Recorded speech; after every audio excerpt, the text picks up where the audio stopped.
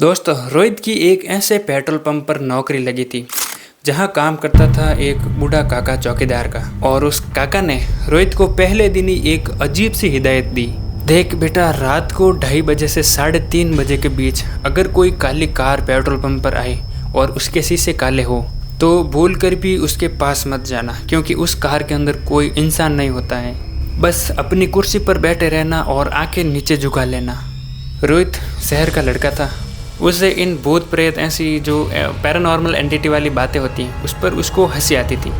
रोहित ने उस काका की बात का मजाक बनाते हुए काका को कहा कि अरे काका, आने दो किसी भूत वूत को, मैं तो उस भूत से भी पूरे पैसे वसूल करूँगा, आप चिंता मत करो, मैं उससे पैसे भी ले लूँगा और उसकी गाड़ी में पेट्रोल भी डाल दूँगा। लेकिन ये ओवर कॉन्फिडेंस रोहित को भारी पड़ने वाला है। ये उसकी ज़िंदगी की सबसे बड़ी गलती साबित होने वाली थी। गाइस, कहानी में आगे बढ़ने से पहले इस वीडियो को आपने अभी तक लाइक नहीं किया तो प्लीज़ यार इसको लाइक करो और चैनल को भी सब्सक्राइब करो यार। जल्दी से जल्दी 1000 सब्सक्राइबर का टारगेट पूरा करना यार। कब तक होगा ऐसे, करो यार प्लीज़। अब कहानी में आगे बढ़ते हैं।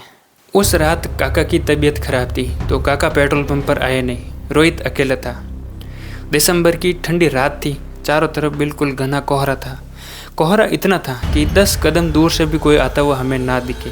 रोहित अपने कैबिन में बैठा फ़ोन चला रहा था और तभी उसे एक आवाज़ आई। कोहरे को चीरते हुए एक काले कलर की कार पेट्रोल पंप के बीचों बीच आकर रुक गई। उसके इंजन से कोई आवाज़ नहीं आ रही थी, बस बिल्कुल शांत थी।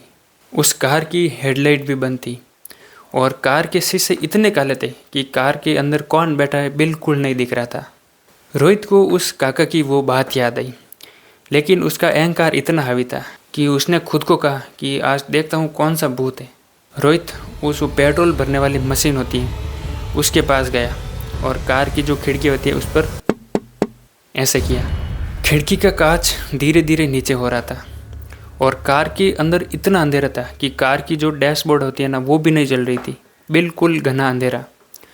और तभी कार की खिड़की से एक पुराना पीले कलर का और एक झुर्रियों वाला हाथ बाहर आया और उस हाथ में था 500 का नोट। उस हाथ से आ रही थी एक बहुत ही भयानक बदबू। पेट्रोल और मांस की मिलीजुली जो बदबू होती है वो आ रही थी। रोहित थोड़ा सा घबराया, लेकिन उसने जैसे ही वो 500 का नोट अपने हाथ में लिया, नोट इतना ठंडा था कि वो बर्फ़ से भी ज़्यादा ठंडा। रोहित ने उस मशीन में 500 रुपये टाइप कर दिए। रोहित ने बिना कुछ बोले मशीन से नोजल निकाल के जो कार की फ्यूल टैंक होती है उसके अंदर डाल दिया और पेट्रोल भरने लगा। लेकिन तभी मीटर 500 पर आकर रुक गया था, क्योंकि 500 का पेट्रोल डालना था तो 500 का तो आ गया। अब जैसे ही रोहित ने जो नोजल है वो बाहर निकालने की कोशिश की, नोजल फंस गया। वो ऐसा लग रहा था कि कार के अंदर से किसी ने उस नोजल को पकड़ रखा है। पेट्रोल अभी भी कंटिन्यू उस टैंक के अंदर जा रहा है।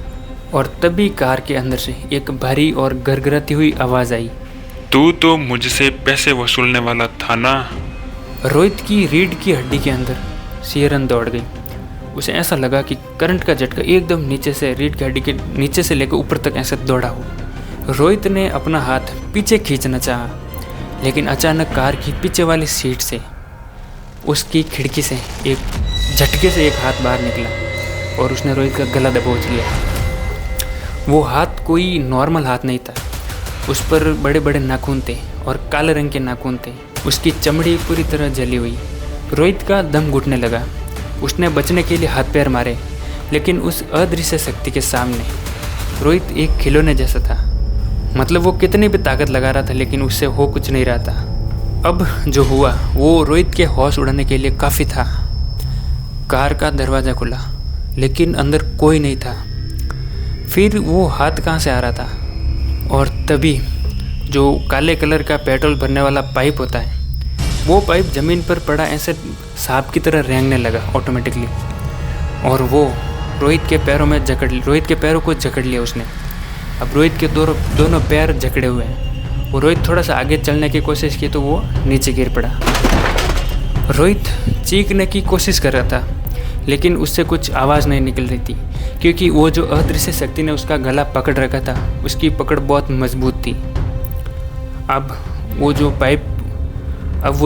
पाइप के साथ नोजल जुड़ा हुआ था वो नोजल अचानक हवा में आ गया। कार के जो फ्यूल टैंक है उससे बाहर आ गया और वो नोजल रोहित के फेस पर पेट्रोल डालने लगा। पेट्रोल उसकी आंख में जा रहा है।